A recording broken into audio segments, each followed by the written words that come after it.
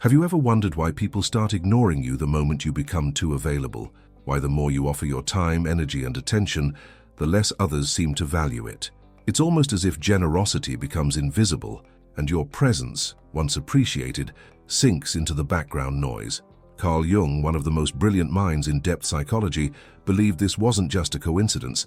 He saw it as a deeper pattern of human behavior, rooted in our unconscious need for approval and our hidden fear of rejection. You might think that being there for everyone, saying yes, answering every call, and showing up no matter what, would earn you love and respect. But what if it's doing the exact opposite? What if your availability is costing you more than you realize, draining your energy, eroding your identity, and silently teaching people to undervalue you? The truth is, many of us have been conditioned to believe that being nice is the key to being accepted. That being available, helpful, and agreeable will make people love us. But Jung would argue otherwise. He believed that when you suppress your true feelings just to be accepted by others, you're not being kind, you're betraying yourself. And this betrayal creates a shadow within you, a psychological blind spot that slowly eats away at your self-worth. Have you ever said yes when everything inside you screamed no? Have you stayed in situations where you felt unseen, unheard, and unappreciated just because you didn't want to hurt someone or be seen as selfish? If so, you're not alone. Millions of people are trapped in this same cycle, seeking love through self-sacrifice and ending up emotionally exhausted and deeply disconnected from who they really are. What you're about to discover may surprise you, because once you understand the hidden cost of always being available through Jung's lens of shadow psychology and the desire for individuation, you'll begin to see just how much power you've been giving away. Power that's rightfully yours. Power that can only return when you stop trying to please everyone and start honoring yourself. So stay with me until the end, because this journey into Jung's wisdom might just shift the way you see your relationships, your self-respect, and your personal energy. It's not about turning cold or distant, it's about returning to your center, the place where your presence becomes intentional, your yes carries weight, and your no becomes a boundary, not a betrayal. And once you see what happens when you stop being too available, everything begins to change. And maybe as you're listening to this, something inside you is quietly nodding. Maybe you've been there, stretched too thin, trying to be everything for everyone, only to feel invisible in the end. It's a strange kind of emptiness, isn't it? The kind that comes not from being alone, but from being constantly surrounded, yet never truly seen. Jung understood this feeling. He saw how the unconscious need to be loved could lead us to abandon ourselves piece by piece, until there's barely anything left. If any part of this resonates with you, even just a little, I'd love to hear what's been stirring in your mind. Share it in the comments. What part of this hits home for you? Have you felt the weight of always being available? Your experience matters, not just to me, but to others who read it and realize they're not alone in this. This space is more than a channel. It's a place for reflection, connection, and real conversations. And if you're finding value in this, if it's making you pause and think, take a moment to like this video. It helps more than you know. Every like tells the algorithm that this message matters and that more people out there might need to hear it too. And of course, if you want to keep exploring these ideas, Carl Jung's insights, shadow work, power dynamics, and timeless philosophy, subscribe to the channel. This journey is just beginning, and I'd be honored to have you with me as we go deeper, one insight at a time, because sometimes the most powerful thing you can do is to quietly step back and remember who you are. We often think that being constantly present, endlessly reliable, and emotionally accessible is the path to stronger connections. But have you ever stopped to question why those very efforts can leave you feeling unseen, unappreciated, or even disrespected? It's not that your presence isn't valuable, it's that people tend to value what they perceive as scarce. Carl Jung understood something profound about human nature. When you give yourself too freely, without boundaries or discernment, your presence becomes expected, not cherished. What once felt like generosity begins to feel like obligation, and slowly the balance of power shifts. This isn't about manipulation or playing games, it's about understanding the hidden dynamics that shape how others respond to you, and more importantly, how you respond to yourself. When you become overly available, you unintentionally communicate that your time, energy, and emotional investment are limitless, but the truth is they're not. You have limits. You have needs. You have a center that demands to be honored.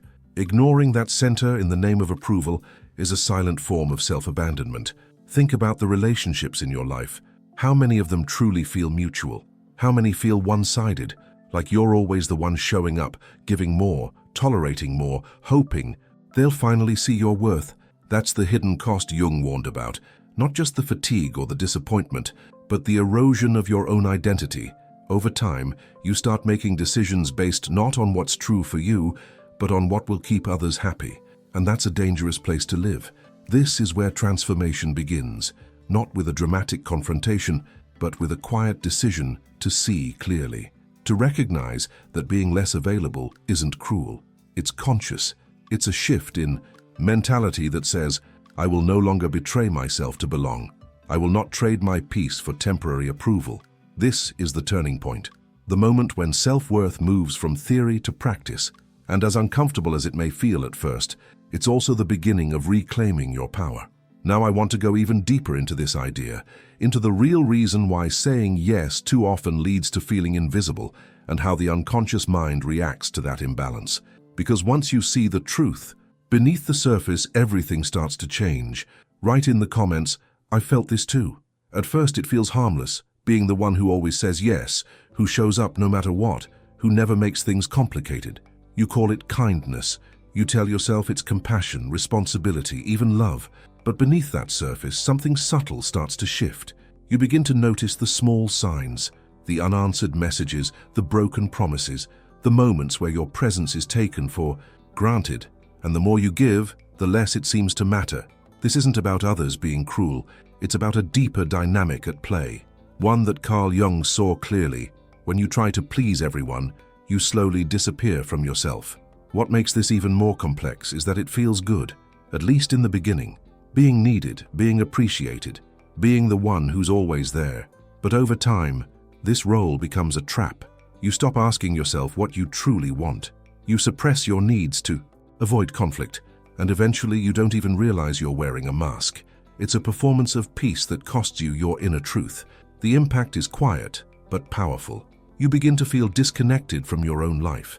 Your decisions aren't based on authenticity, but on what others expect. And every small act of self-abandonment stacks on top of the last, until one day you don't recognize yourself. That's the hidden consequence Jung warned about.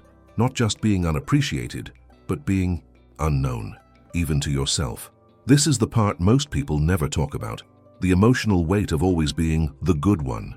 The invisible pressure to keep everyone happy while you quietly suffer behind the scenes. And the most painful part, you might start to believe this is just who you are, that this is all you're worth. But that's not the truth. That's the lie the people-pleaser role sells you. And breaking free from it isn't selfish, it's survival. Now I want to go even deeper into this subject, into the truth behind why constantly giving leads to disconnection, and how reclaiming your inner authority is the first step toward real transformation. Write in the comments, that feels like me. There's a part of you that wants to be liked, welcomed, chosen. That part often learns early on that being agreeable, being nice, is the safest way to survive in a world that can feel unpredictable and unforgiving. Jung called this the shadow, the part of ourselves we push down and try to hide. Not because it's evil, but because it feels unacceptable. And when that shadow is shaped by rejection, it starts to believe that being loved means being needed, and being needed means always saying yes. So you become overly nice, constantly available, endlessly giving, not out of pure choice but out of quiet fear. The fear of being unloved is one of the most powerful forces in the unconscious mind. It can drive us to perform versions of ourselves that feel safe, but aren't real. You smile when you're exhausted. You agree when you want to say no. You silence your needs so you don't seem too much. On the surface, it looks like kindness, but beneath that surface, there's often a deep craving for acceptance, a craving that keeps you locked in patterns that wear you down. What Jung helps us see is that this isn't just about behavior, it's about identity. If your sense of worth is tied to how others perceive you, then you're constantly performing, constantly adjusting, constantly managing how you show up. And over time, you lose contact with your authentic self. You become a character in your own life, living in the script others have written for you. The shadow feeds on this disconnection. It hides in the background, shaping your decisions, keeping you small, convincing you that being less of yourself is the only way to be loved. But here's the truth. The longer you avoid your shadow, the louder it becomes. That quiet resentment, that subtle bitterness, that aching sense that something is off. They're not random. They're signals. Signs that a part of you is tired of performing, that your soul is asking for honesty, that your boundaries aren't walls. They're mirrors, reflecting how much you're willing to value yourself. Now I want to go even deeper into this subject, into the psychological cost of ignoring your shadow, and how facing it might be the most powerful decision you ever make. Write in the comments, I know that fear. There's something most people never realize until it's too late. The more accessible you are, the more invisible you become. In relationships, in friendships, even in professional settings, constant availability slowly chips away at how others perceive your value. Not because you're not worthy, but because the human mind is wired to appreciate what feels earned, not what's always handed over without effort. This doesn't mean you should withhold love or disappear just to create tension. It means your energy, your presence, your time, they all carry weight. And when you give them without pause, people stop noticing how much they actually mean. We're not talking about manipulation or mind games. We're talking about self-respect, about understanding the quiet truth that your presence should feel intentional, not automatic. When you're always the first to respond, always the one who adjusts, always the one who stays, even when it costs you, what message are you really sending? You might believe you're showing loyalty or compassion, but what often lands is that your boundaries are negotiable and your time is endless. This pattern creates an emotional imbalance. You start pouring yourself into connections that no longer reciprocate. You wait for others to notice your effort, to return the same level of care, but it rarely comes. Why? Because you've unintentionally taught them that you'll always be there, no matter how little they show up in return. And slowly, that begins to wear on you. Not just emotionally, but spiritually. Because deep down you start to realize that presence without boundaries becomes a performance, not an act of love. Jung's insights point to something deeper. The more we ignore our own limits, the more likely we are to attract people who will ignore them too. It becomes a cycle, one where you're constantly available, constantly hoping to be seen, and constantly left wondering why you're overlooked. But the answer isn't out there. It's in the way you define your worth. It's in the decision to protect your presence, not offer it endlessly as proof of your goodness. Now I want to go even deeper into this subject, into the unspoken impact of being too accessible and how shifting this dynamic begins with a powerful inner decision. Write in the comments, I'm learning to protect my energy. There's a silent cost that comes with constantly saying yes. It doesn't scream or crash, it erodes. It chips away at your time, your energy, your identity. And the worst part is, most people don't even notice it happening. You agree to one more favor, you stay one more hour, you let something slide again. And in the moment, it feels harmless. But each time you abandon what you truly feel to make someone else comfortable, you're not just being agreeable, you're slowly stepping away from yourself. That's not generosity, that's a quiet kind of self-erasure. Carl Jung called it a betrayal of the self.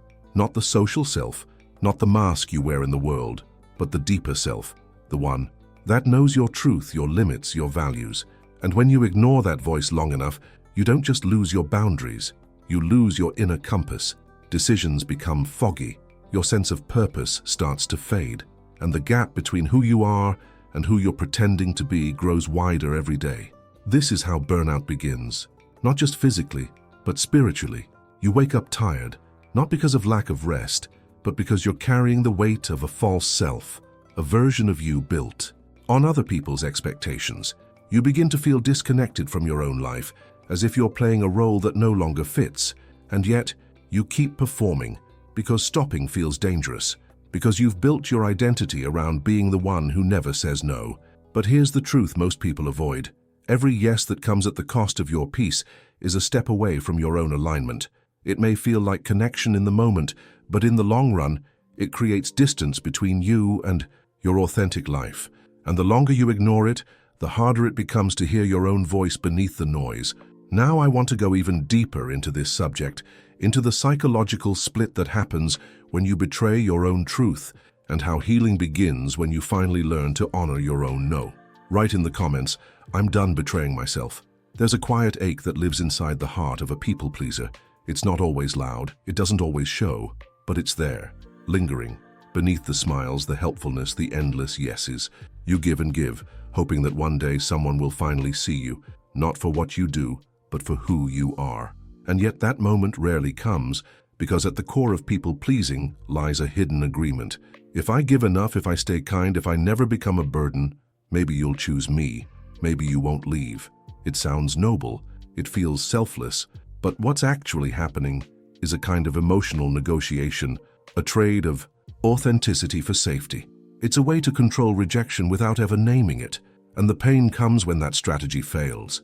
When the people you've bent over backwards for still forget your birthday, still walk away, still don't ask how you're doing. That's when the emptiness becomes impossible to ignore, not because you weren't enough, but because you were never truly seen in the first place. This is the part that hurts the most, realizing that your love was never unconditional. It was transactional, a constant effort to prove you're worthy of staying in someone's life. But love that has to be earned through self-sacrifice isn't love, it's survival. And the more you rely on that strategy, the more disconnected you become from your own emotional truth. Jung would say that this is the moment when the self starts to rebel, when the unconscious can no longer tolerate the mask. You might feel it as resentment, frustration, fatigue, or even numbness. These aren't signs of weakness, they're signals of misalignment. Your inner world is asking for something real, something rooted not in performance, but in presence, not in earning love, but in embodying it from the inside out. Now I want to go even deeper into this subject, into the emotional shift that happens when you stop performing for love and start returning to the truth of your own worth. Write in the comments, I'm ready to be seen for who I am. It starts out as love, genuine, warm, and wholehearted. You give because you care. You show up because it feels right. But somewhere along the way, something shifts. The joy of giving turns into a subtle tension, a quiet frustration that grows each time your effort goes unnoticed, each time your loyalty isn't returned. You begin to feel stretched, like you're pouring from a well that no one bothers to refill. And though you still smile, something inside begins to ache, not loudly, not all at once, but in that slow, invisible way that resentment builds. A transformation no one else sees, but you feel it every day. What once felt like connection now feels like obligation, and the more you give without receiving, the more your soul starts to whisper truths you've been avoiding. You start to question, why do I keep showing up for people who wouldn't do the same for me? Why does love feel so heavy now? And beneath those questions is an even deeper one, the one Jung pointed toward. Am I betraying myself just to be loved? That's the real break. Not when others disappoint you, but when you realize you've been abandoning your own needs just to hold a place in someone else's life. Resentment isn't born from hatred, it's born from self-abandonment, when love for others grows louder than love for yourself. And once that imbalance sets in, even the smallest requests begin to feel invasive. You're not just tired, you're running on emotional credit, giving from a place that's already empty. Jung's insight pierces through this moment. The most terrifying thing is to accept oneself completely, because to do that, you'd have to face the part of you that's angry, disappointed, and tired of pretending. You'd have to admit that not everyone deserves access to your heart, that your worth isn't measured by how much you tolerate or how available you are. And that truth, once seen, changes everything. Now I want to go even deeper into this subject, into the moment you realize that resentment isn't the end of love, it's the beginning of clarity. Write in the comments, I'm done ignoring my own needs. There's a pattern that many people fall into without even noticing, a quiet role they begin to play in relationships, at work, in family dynamics. It's the role of the martyr, the one who suffers in silence, the one who sacrifices without being asked, the one who carries the weight of everyone else's needs while quietly burying their own. At first, it might feel noble. You tell yourself you're strong, that you can handle it, that being needed is the same as being loved. But slowly, this role begins to suffocate the very connection you're trying to preserve. The truth is, martyrdom doesn't lead to admiration. It leads to invisibility. People don't look at you and think, what strength? More often, they stop seeing you at all, because when you consistently put yourself last, others start to believe that's where you belong. It's not cruelty, it's conditioning. You've trained them to expect your silence, your self-denial, your compliance, and over time, they stop asking if you're okay, because the martyr never complains, the martyr just endures. But here's the truth behind the curtain. No one claps for a silent performance. They don't see the effort. They don't feel the weight. They only notice when you finally drop it. And when you do, it's often met with confusion or resistance because you've disrupted the role they were comfortable with. That's why the transformation out of martyrdom feels like a personal revolution. It's not just a new decision. It's the undoing of an old identity. Real power doesn't come from how much you can tolerate. It comes from how honest you're willing to be, from choosing truth over performance, boundaries over silent suffering, alignment over approval. When you stop showing up as the martyr and start showing up as yourself, flawed, real, and present, that's when real respect begins. Not because you're giving everything, but because you're finally choosing yourself. Now, I want to go even deeper into this subject, into the mental shift that happens when you stop playing the silent hero and start building a life rooted in mutual respect. Write in the comments, "I'm done performing strength in silence." Saying no is one of the most misunderstood acts of self-respect. We're taught from a young age that refusal equals rejection, that setting limits is selfish, that love means always being available. But the truth is, boundaries aren't walls, they're bridges. They're not about keeping people out. They're about showing others how to meet you with care, clarity, and mutual respect. When you say no, you're not being cold. You're being real. You're telling the truth about your energy, your capacity, and your values. And that kind of truth is the foundation of every healthy connection. Carl Jung believed that true transformation begins with individuation, the process of becoming fully yourself, apart from what others expect or demand. And that journey demands boundaries, because individuation requires making choices that honor the self, even if those choices disrupt the roles you've always played. You're not here to please everyone. You're here to live in alignment with what is true for you. And that means you will disappoint people. You will say no, you will protect your time. And in doing so, you will find something most people spend a lifetime chasing: inner peace. Boundaries are not just external, they're internal agreements. They're the quiet decisions you make about what you will and won't tolerate, what you'll give freely, and what you'll no longer offer out of guilt or fear. And the more you honor those decisions, the more your self-respect grows.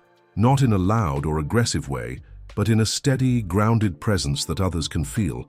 People begin to notice that your yes has weight, that your attention is intentional, that your time is sacred, and slowly, the way they treat you begins to shift.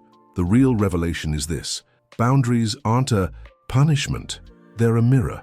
They reflect how much you value yourself and invite others to rise to that same level. When you stop over-explaining, over-giving, and overextending, you create space for reciprocity, for connection built on respect, not obligation. Now I want to go even deeper into this subject, into the inner authority that's awakened when you finally start choosing yourself, without apology, without guilt, without delay. Write in the comments, "I'm learning to say no without guilt." There's a moment in every journey of self-respect where words are no longer enough, where explaining, defending, or proving your worth falls short. That's when walking away becomes the clearest statement you can make. Not with anger, not with drama, but with quiet certainty. Choosing to detach from what drains you is not weakness, it's a declaration of value. You don't owe everyone access to you, and you certainly don't owe your presence to those who only noticed it when it disappeared. This is the silent revolution. Not to punish, but to reclaim. You stop showing up where you're not met with mutual energy. You pull back from dynamics that leave you feeling small, invisible, or endlessly responsible for others' comfort. And the world begins to shift. The same people who overlooked your presence now begin to feel its absence. Not because you made a scene, but because your absence speaks louder than words ever could. The power of disappearing isn't about creating fear, it's about creating clarity. When you step back, you see more clearly who values you and who values what you give. You begin to witness the patterns that kept you stuck, the roles you played, the expectations you fulfilled, the parts of yourself you kept hidden just to keep the peace. And suddenly the peace you were trying to maintain on the outside no longer feels worth the war you've been fighting on the inside. This isn't a reaction, it's a decision, a shift in mentality. You're no longer available in the same way. Not because you're bitter, but because you're growing. You're aligning with something deeper, something that doesn't need to prove its worth to be honored. And in that space, a new version of you starts to emerge. One that's less reactive, more grounded, less attached to pleasing, more committed to truth. Now I want to go even deeper into this subject, into the internal transformation that begins the moment you stop chasing validation and start living in quiet alignment. Write in the comments, "I'm reclaiming my presence." There's something almost mystical that happens when you stop needing to be seen. When the chase for approval falls away, a different kind of presence begins to rise, one that doesn't beg to be validated, but simply exists with quiet certainty. That shift isn't loud, it doesn't demand attention, and yet people notice, not because you've become someone new, but because you've returned to something old, something real, the self you had buried beneath the layers of pleasing, proving, performing. That version of you never needed applause to know its value. As you stop bending yourself to fit into the molds others have shaped for you, your posture changes. You speak less but with more weight. You show up less often, but when you do, it matters. The energy around you becomes grounded. You're no longer trying to be everything for everyone. You're simply being yourself. And that kind of presence carries a different frequency. It's not loud, it's not flashy, but it's magnetic. It draws the right people in and pushes the wrong ones out, all without force. What you're really experiencing in this moment is a rebirth, a return to your own center. You start choosing differently. You start saying no without guilt, and yes without fear. Your decisions become clearer because they're no longer filtered through the lens of external acceptance. And those who once took your presence for granted begin to feel the absence of the version of you who used to say yes to everything. They start wondering what changed. And the truth is, everything did because you did. This is the kind of transformation that doesn't need to be announced. It's lived, and it's felt. You're no longer trying to earn space, you've claimed it. Not out of arrogance, but out of alignment. Because once you realize that your worth was never meant to be negotiated, you stop offering it in pieces. You stand in it fully, and in doing so, you begin to live from a place of quiet, unshakable power. Now I want to go even deeper into this subject, into the kind of presence that doesn't need to be explained, and how that presence begins with one powerful internal shift. Write in the comments, "I feel myself coming back." When you begin to see how much of yourself you've given away just to be accepted, something inside you shifts. You start to recognize the moments where you silenced your voice, softened your needs, or stayed in places that no longer honored you. And the deeper you go into that awareness, the clearer it becomes. Self-worth isn't something you find out there. It's something you reclaim from within. It was never truly gone. It was just buried under years of expectations, roles, and the quiet hope that being good enough for others would eventually make you feel good enough for yourself. Carl Jung understood this better than most. He knew that self-worth isn't built by adding more, but by shedding what never belonged to you in the first place. The guilt, the pressure, the need to earn love through sacrifice. Real self-respect starts when you confront the parts of you you've abandoned, when you meet your shadow not with shame, but with curiosity. That's where the real transformation begins. Not in perfection, but in permission, to be who you are without apology. You don't have to explain why you're no longer available in the same way. You don't owe anyone a breakdown of your boundaries. The very act of honoring your energy is the explanation. And as you continue on this path, something unexpected happens. The more you protect your worth, the more you attract people and experiences that reflect it back to you.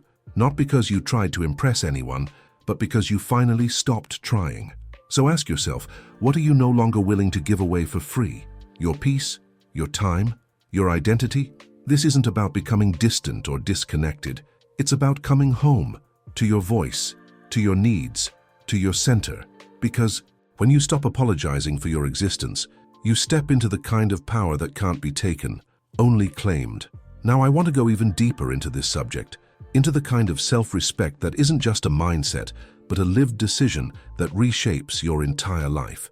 Write in the comments, "I'm done trading my worth for approval." If you've made it all the way here, then something in this message must have resonated with you, and I'm genuinely glad we could share this space together. If this kind of conversation helps you see yourself a little more clearly, gives you something to think about, or simply reminds you that you're not alone in this journey, consider subscribing to the channel. There's more coming, always with the same depth, honesty, and clarity. And if you did stay until the end, let me know in the comments by writing, "This message was for me." I read everything, and it means a lot to know who's walking alongside me in these reflections. You can also tap the like button. It's a small thing, but it helps this kind of content reach others who might need it too. We've built a quiet but powerful connection here, and that's what this space is all about. There's a video right here that continues this path of self-awareness and inner power. Click it and let's keep going together.